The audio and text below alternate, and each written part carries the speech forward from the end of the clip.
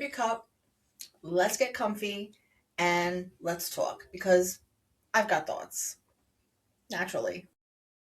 I mean, why wouldn't I? You know, friends, I've been wanting to make this episode for a while. Truthfully, I don't even know if I'm really ready, but maybe that's exactly why it's time. Because I'm not going to wait to talk to you after I've reached the finish line. I'm talking to you right in the middle of it, and I have a feeling that's where most honest conversations happen. So, y'all, here we go. Hi, I'm AnnMarie, and I'm fat. I mean, let's just get that out of the way, and not in that fake, oh my god, I'm so fat, fishing for compliments kind of way. No, fat, FAT. I've actually reclaimed the word. It doesn't sting me anymore. It doesn't define me. It's just a description, and honestly, that's a pretty freeing place to be. I finally been able to restart my weight loss journey. I got my health insurance for my new job, and I was like, all right, it's time. I mean, being excited to go to the doctor, who am I? Started back in June 2024. I decided it was time to get serious about my health, and I knew I wanted to lose weight. I wasn't really sure what route I wanted to take. So I started phentermine.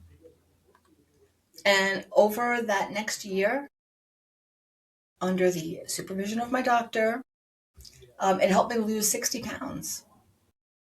And then life happened. I lost my job, I lost my insurance, and I had to stop taking the medication. And it was really, an effective tool.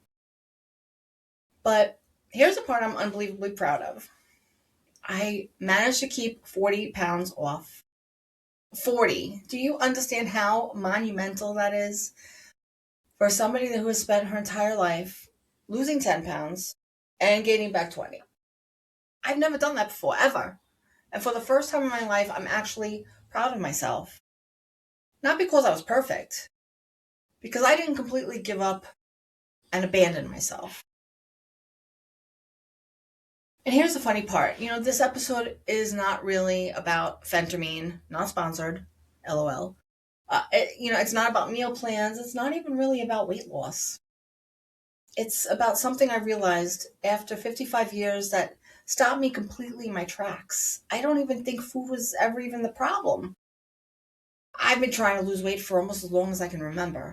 I mean, literally, I was on Weight Watchers counting fucking points and calories when I was like in elementary school. I would think about that for a second. Before I even knew who I was, I already knew I was supposed to be smaller.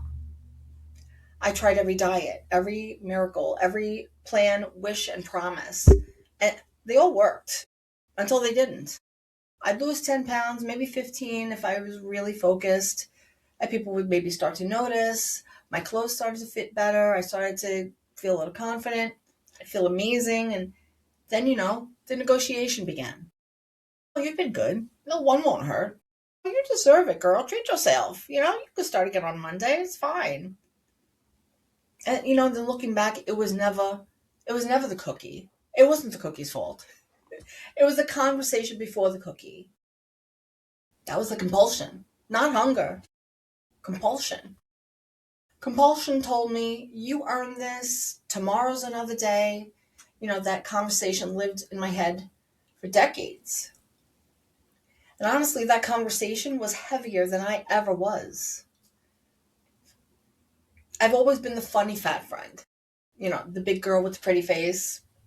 If you know, you know. Yeah. But with that, the thing that surprised even me, I never hated my body because it was bigger. It's just who I am. I never felt unworthy. I felt unaccepted. You know, uh, Growing up, food wasn't just food, though. I mean, it was comfort. It was love. I mean, I'm Italian. Every emotion had its own corresponding cookie, right? Our family didn't just gather around food. We used it, as a way to love each other. Looking back, I think every time I tried to change the way I ate, maybe a little part of me felt like I was turning my back on my family, my culture, my identity.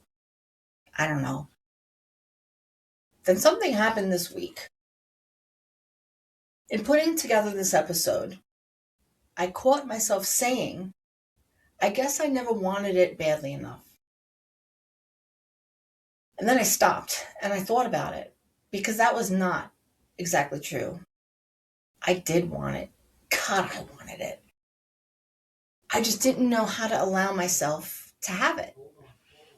And that sentence hit me like a freight train because there was a self-worth piece, a you deserve it piece, a put as much effort into yourself as you've been putting into everybody else piece. That had been missing my whole life. I've spent decades helping people, encouraging people, cheering them on, telling them that they can do hard things. Meanwhile, I quietly keep putting myself at the bottom of the list.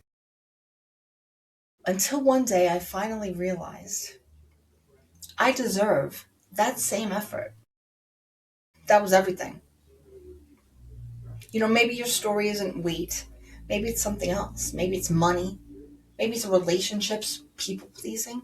Maybe it's putting everybody else first until you don't even recognize yourself anymore. But I have a feeling the lesson's the same. Maybe you've been waiting for permission too. And if that's you, here it is. Stop waiting. Put as much effort into yourself as you've been putting into everybody and everything else. Because here's what I know now.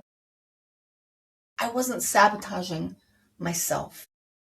I was abandoning myself.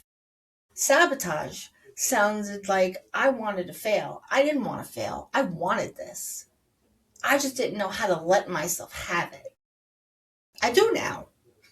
And maybe that's why this time feels different. If nobody's told you lately, you're not too old. You're definitely not too late. And today, I'm going to say something I probably don't say often enough.